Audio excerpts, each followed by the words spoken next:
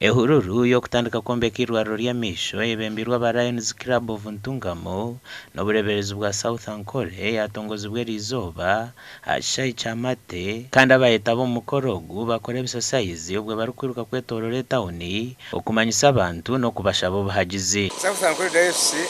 ekwatanije na Lions Club International abo kwenda kutaho irwariro eryokombeka irwariro ry'amisho amisho numanyari cyo cy'umunonga abantu umuntu twakubahumere takugenda kurungi takutambara kurungi nagire ibintu bwana bwo mwiruma nitwebembeze bigenderwa ebirumu okurangirira na munonga kurangwa abantu tubagumana barwara indwara z'amisho zikabita mwentu turangirira abantu bamanya indwara izinaka kwate na misho indwara izinaka kwate na kansa indwara izinaka kwate na diabetes ninga shukari ebyo nibikwate n'indwara bindi no kurebera environment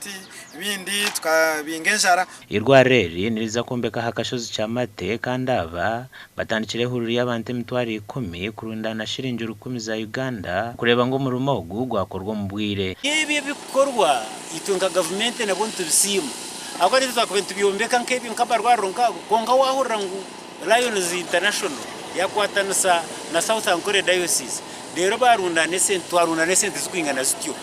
ikimanyisa ngo itonga government tuteko kusima aho cyayongera ahabuhereza ubukuterekanisa z'abantu beitu ba Uganda aho kubakare atari mu 10 buri muntu nabasa kwibasa so kajya gutwakana n'abantu mitwari 10 bakatera shiringi 10 ezo miliyoni igana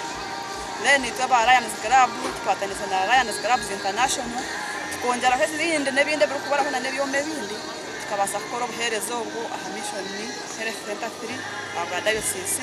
ite ya South Ankole usanga irwariro ry'amisho rari wazarharu bakurufaringa bakafuteka nsambya njibanje manyisa ngukuza yozona nesente kungarya ryahi chamati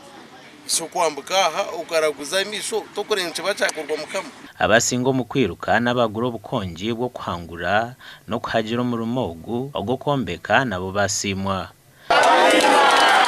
gasha kwa nitatukunda.